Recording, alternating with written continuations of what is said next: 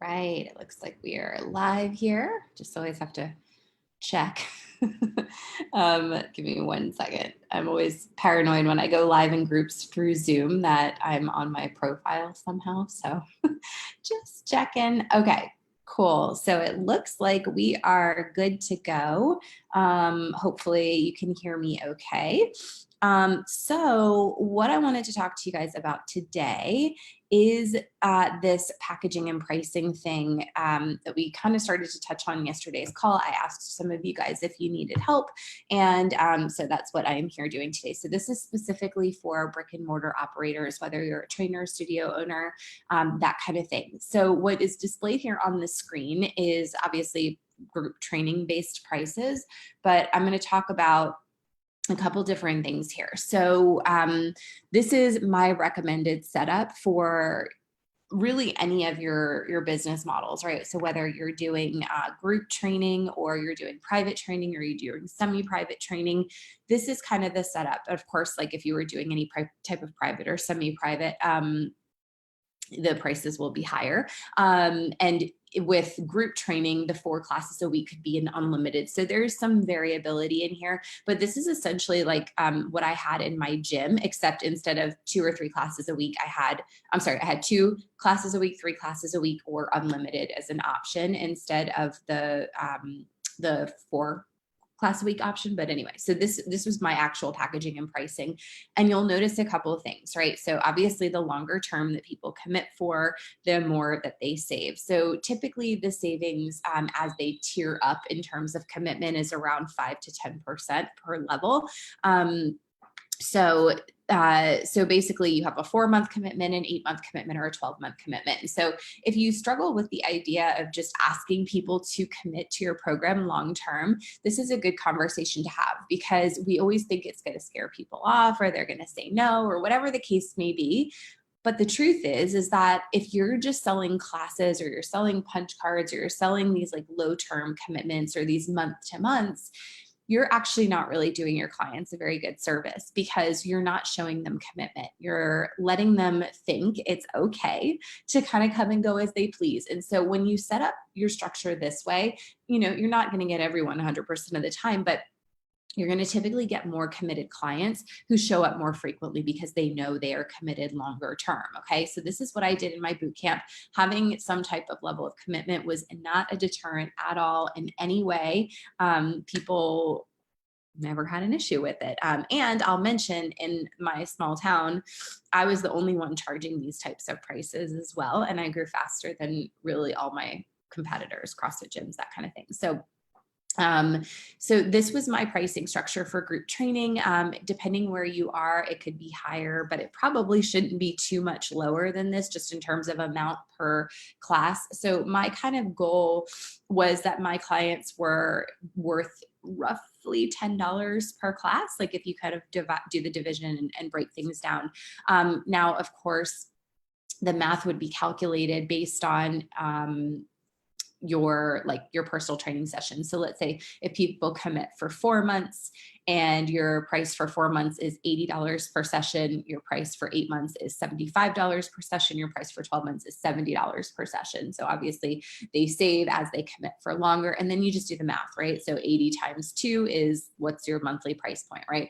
80 times 3 times 4.33, however you want to calculate it, or you can calculate it based on classes per month as well. So 8 classes per month, 12 classes per month, 16, however you want to calculate it. But the math when it comes to PT or semi-private should just be calculated that way. So what is the rate per session, how many sessions per week, and what is the monthly cost based on that? I do like to have, even if the numbers aren't quite there, I like to have all the numbers congruent. Okay, so just a couple of things. So this was actually like what people would see when I was talking about my pricing and services. Like they actually had this sheet. And so there's a couple of things, right? So there's congruency. Everything ends with a 9. I recommend ending things with 7s or 9s. There's just psychology that shows that people are more comfortable investing in things that end with 7 or 9s. You can read about it if you want, but that, and then I also don't have a dollar sign in front because again, research kind of shows that people that if you could kind of take away the money association, that's not a bad thing, right? So that's how I presented all my packaging and pricing. And the same thing applies for private or semi-private training. Of course, you can have a cancellation. I think I'm getting a cold. I don't think it's coronavirus, but I think I'm getting a cold. Of course, you can have a cancellation or a reschedule policy. I always get that question when we're talking about like private training. Well, you know, what if they go out of town or whatever? You just have to have a policy in place for that and know how to handle those things. So it's really not that big of a deal, and this model still works. And again, it's better service to your clients because you're showing them that you sell programs that get transformational results, not packages, right? You're not just selling packages of sessions, right? Because sessions don't get people results. So it's actually better for the clients long term. And it's also really important for you. If you have any overhead in your business, it is so important to have predictability in your revenue. You have to have this. Otherwise, you are going to be on the roller coaster of your life when you got rent and utilities and payroll and all of that stuff like you do. As a studio owner, you have got to have predictability. And so if you have a studio, my recommendation is that about 80% of your revenue coming into your studio every single month be from recurring. So be from memberships, and then have room for 20% to come from other places like challenges or kind of short-term offers that you might have, or supplements or something like that. So you want to have at least 80% of your revenue coming in as recurring. So let me know. I know most of you are going to catch this in the replay, but let me know if you have questions about that. And then the other thing, when you're looking at how you're pricing your services, is margin. Margin is everything. So margin is how much the business keeps versus how much you pay a coach or trainer. And so there's two things I want to say about this. You always want to calculate margin based on the lowest amount that a session would bring in, right? So on your 12-month rate. And you always want to count trainer pay as the most you would pay a trainer. So let's say you have a lead trainer who gets more. You would calculate the session margin based on their pay. Or if you don't have a trainer yet, but you know you'll get one at some point, you want to factor that in, because you don't want to have to go through, struggles with your pricing or having to like suddenly increase your rates because you didn't account for trainer pay. So margin is how much the business keeps versus how much you would potentially pay out to someone else for fulfilling that session. So your goals are for private training, personal training, 60% of the session revenue should stay with the business, and you could pay out a maximum of 40%. Now, let me clarify, this is not a split. It's not you get 40, I keep 60. That's not what I'm saying at all. This is the way to kind of calculate things, okay? So let's say your sessions are $100 per session, and you pay your trainers 20 per session. That's good, because that would be an 80% margin, right?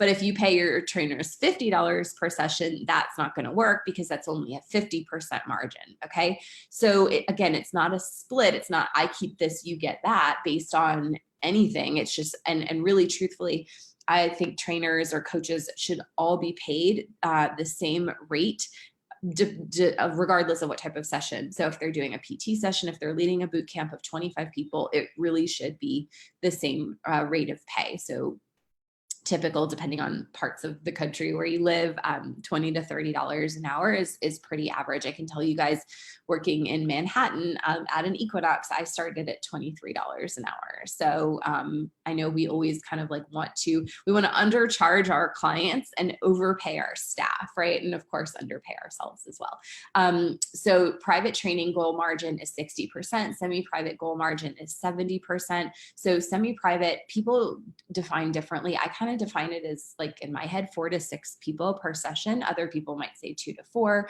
Other people might say 2. Other people might say 6 to 8. I kind of define it as 4 to 6. So let's say you've got 4 people per session, and they're paying, again, because I told you my math, they're paying $25 each. That means that session is worth $100, right? Because their session rate's 25 each times 4.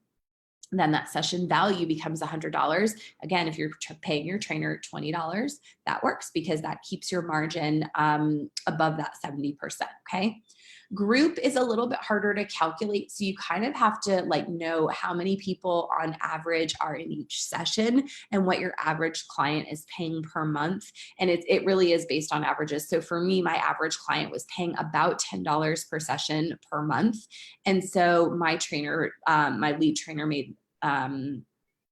she started at 20 an hour and then we went up from there. But in order to make that margin work at $10 per person, I need to make sure that at least 10 people are in each session, okay? So that's really how this whole thing works. So if 10 people are in each session paying an average of $10 per session, that's 100, the group session becomes worth $100. If I pay my trainer 20, that keeps me within that 80% margin. So you don't really just like make up prices.